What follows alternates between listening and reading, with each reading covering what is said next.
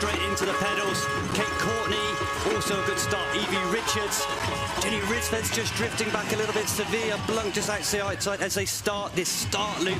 Basically a half lap, Josh. Half lap, super quick, very quick start loop. They've adjusted this first little corner here, just like we saw in the XCC. But this start loop, it allows the field to separate just a little. If we had went straight into our course, it would have single file, would have been a little bit difficult. But now they can kind of separate, they can get into their rhythm, they can stretch out just a little, so it makes that first lap a little bit more reasonable for the riders. Got to keep an eye on Sammy Maxwell, our overall leader, wearing #1 on a bike. She had a poor short track, a crash on the first lap, drifted a bit further back. Oh, a bit of argy-bargy already. You see that Sammy Maxwell just coming. She could take the overall, a top 24 today. I mean, Jenny Risved is no slouch, but Stiga already putting the pressure on. And Stiga has a good habit of coming good at the end of the season. We heard from Chris Blevins earlier in the week. She was saying that Laura rides some of these descents quicker than he can handle, and he can ride a bike. And the winner here last year in a sprint finish, dramatical sprint finish, was her teammate Sina Fry. If you're going to time your form, last 2 World Cups, that's the way to do it. Lara Stiga still got a gap. You can see Sammy Maxwell just at the back of that lead group there. Alessandra Keller just slotting into Sevilla Blunt's wheel. Oh, here we go. Look at this. Jenny just clawing back that time. So now we're on to the climb proper. We're starting the first main lap. It's almost, it's in sections, but it is one big climb to the top and a big fast descent. And this is the new section for this year. Last year it was forest track from bottom to top. This year, after the rock section, we just take a turn off to the right, just as we see Risved's coming through the rock garden. We turn off to the right, and it's got a steep, punchy climb, then a little techie descent, just to split the main climb up a little bit. I'll say this course, you have like 2 feed and technical sections on the course. Maybe being smart with how the weight's distributed around the circuit. And you can see that Jenny Risved is definitely paying attention to those around her. She's looking over her shoulder a lot, one of the only riders to do so much. Maybe foxing, maybe paying attention to where she's going to meter her effort. Yeah, and the racing lens a hider. Jenny Risved did go off hot in that one, and I thought it was going to be like in the J, where once she had the gap, no one ever saw her again. Yeah, and the form continues. We saw great form from Jenny in Brazil. That is a... Driving on, tucked down, hands in the middle of the bars, aero position. She's not waiting around at all, not even looking over her shoulder. She's going to go into time trial mode, and we've seen how she's won the last 2 World Cups, or the 2 World Cups she's won previously, sorry. This is her style. Hit it from the front, get a gap. And the advantage is, on a section like this, you have to push your own wind. But once you're into the technical stuff, you've got your own line, you're not going to get bulked by anybody. And with the rocks developing, if you can see them, it's much easier. When you're in a pack like the rest of our riders here, those big sharp rocks become a big issue. Also, these big berms around the place can unseat your tyre, so the low tyre pressure that our riders are running. A lot of riders go to a faster rolling tyre, but we've seen riders go to a slightly different compound, the inserts. Maybe they'll go up an extra PSI or 2. We don't have too many roots and rocks that are difficult on the climbs here, like we saw in Lenzerheide. Just a bit more hard-packed dirt, a bit more faster rolling, so they can afford to have an extra PSI or 2 in the rear tyre. Now 51 seconds now for Risved, and it's Sevilla Blunt now taking on the chase. Ronja blocking out Evie Richards. And if they cover up one of these rocks... Oh, and we're just seeing like back, this. actually. Sorry to stop you, Josh. Just seeing Sammy Maxwell just losing the back end in that corner going down. Look how dry and dusty this is. Now, Sammy got away with that pretty well. Hopefully she's okay. There's a big lower catch berm at the top half of the track there. You can see the dust getting kicked up from Jenny Risved's here. That is also a negative effect of the fast rolling tyres that a lot of the riders are choosing for the climbs. As we mentioned before, the dirt's quite hard packed. You don't need a great deal of traction, like a sharp edge to pedal up the hill, and that's the consequence. Oh, Ronja just getting dropped a little bit there. Evie's putting in a bit of a charge. It's at this point of the race, Ollie, that you can really start to feel those early efforts, can't you? Like onto their 3rd lap, 30 minutes. It's been a very, very high-paced start to this race. Yeah, I think when you've got this circuit with a big climb and a big descent, mentally it's really hard. You can have a good lap, bad lap, and we see Evie Richards having a really good lap coming past Sevilla Blunt.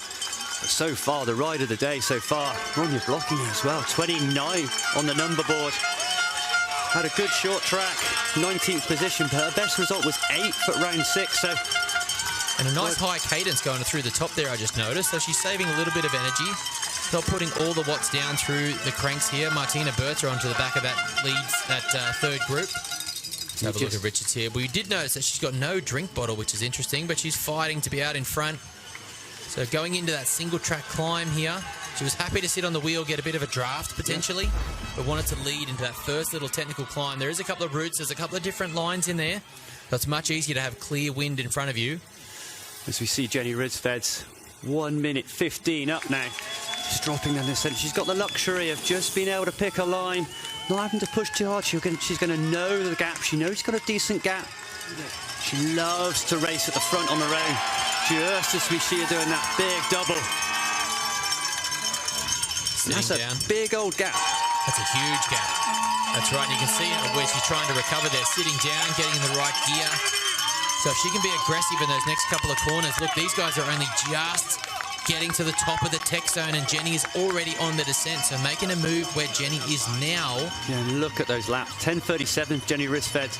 Everyone else in the 11:16, 11:20s, just at the moment a different league, and the key is now is whether she can hold that pace, but she's looking good at the moment. She's looking good, looking comfortable. Wild how comfortable she looks going that hard. But she's aggressive too. She's not waiting for this. She's putting the effort in to get that gap. Just looking back in the distance there, we've got Candice Lill, Sammy Maxwell coming through. So Candice Lill doing one of her best races this season so far. We saw the South African rider last year. So we got the camera just behind Sevilla Blanc there, which does make me wonder if they've just put a little bit of time into Keller. 6 seconds on the screen. She was almost on the wheel just earlier, but now she's dropped back just a little bit. Again, that early effort, maybe she's paying the price right now at the top of this climb. So little recovery on this climb, other than that small descent around the lake. So if you just go slightly over the rev limit, you can't recover at any point till you get to the top of this climb. And as we see, Evie Richards, Sevilla Blanc, Sammy Maxwell, Alessandra Keller now just letting the wheel go. Alessandra Keller always with that pain face, and can never trust how she's feeling with how she's looking. It's always busy style over the bars, but yeah, looking like those legs are hurting a little bit. And Sammy Maxwell now full of fight, getting into her stride, the overall leader, our top 24 position would see her taking the title. But yeah, if you look at those lap times, Jenny Risved's absolutely smashing it.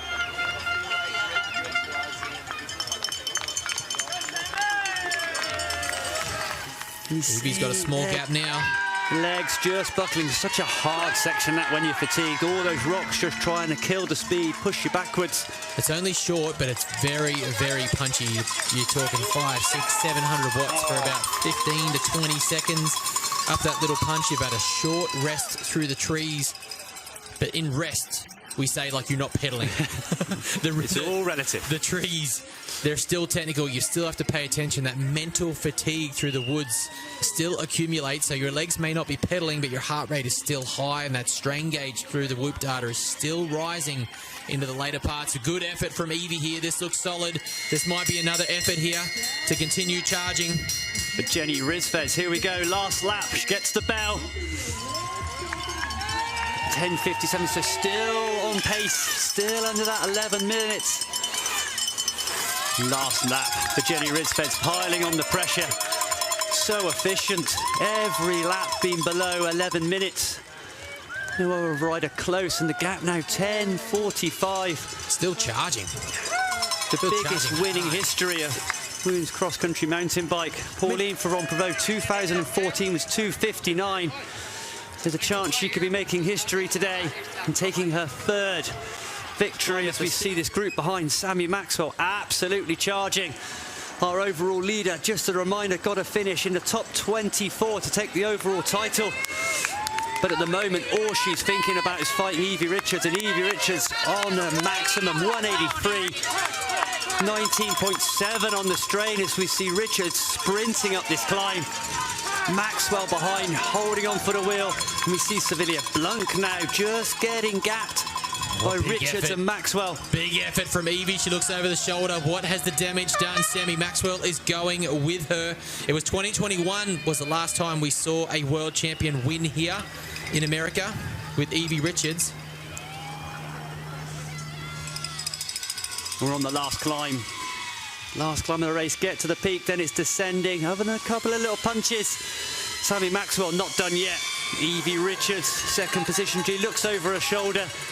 She's done the damage. Evie Richards, you know how fast she is on the descent. And maybe the fact that Sammy Maxwell is racing for an overall title might mean she just doesn't push 100% to close the gap. And looking 2:38 back, and it's Evie Richards, Britain's Evie Richards from Trek. She's got the gap on our overall leader, Sammy Maxwell. Sevilla Blanc as well, fighting Sammy Maxwell all over the bike. One last climb to go. As we see Jenny Risved, Canyon Collective, our world champion, comes up to the tarmac straight. She's passed all the technical sections, hasn't put a foot wrong in this race from start to finish. Our world champion taking her third race of the year, our winner here in Lake Placid. Jenny Risved's take a bow. Such consistency, efficiency. Never seen anything like that. Didn't look behind, didn't put a foot wrong all race. And here we go. Evie Richards dropping in, attacking from that group of three on the last lap. Her best cross-country World Cup of the year. Third in round 2. Fourth in round 7. But it'll be Evie Richards who takes second position here in Lake Placid. What a ride for the Trek Factory Racing Pirelli rider, second position. Best World Cup of the season so far. And she should celebrate. But looking behind, Evie Richards, Samara Maxwell, Decathlon Ford Factory Racing, the Kiwi rider, the first Kiwi rider to ever win a World Cup title in XCO, XCC or DH. Sammy Maxwell, third position, and wins our cross-country overall title with a round to go. Sammy Maxwell. Sevilla Blanc as well, fourth position in the fight all race for that podium. Only 5 seconds adrift at the end. The consistency from the Kiwi all year. Oh, that was tough. For an overall win, Alessandra Keller, fifth position today. Just blew on those last 2 laps. But an amazing season so far. Winner of the last race in Lenza Heider. Short track world champion. Candice Lill as well, coming through to 6th position. Risvitz, you've had such a long and winding journey in this sport, from Olympic champion in 2016 to some dark moments, and now you are back on top and untouchable. What does it mean to you? I mean, the most important thing is to be healthy, and I have realized it's very important to just, I mean, it sounds like a cliche, but to enjoy the journey and to try to enjoy every day, and you're gonna have hard moments too, but it's okay. All the emotions are okay, and I think that's important to remember, yeah, try to do sports in a sustainable way. I think that's super important.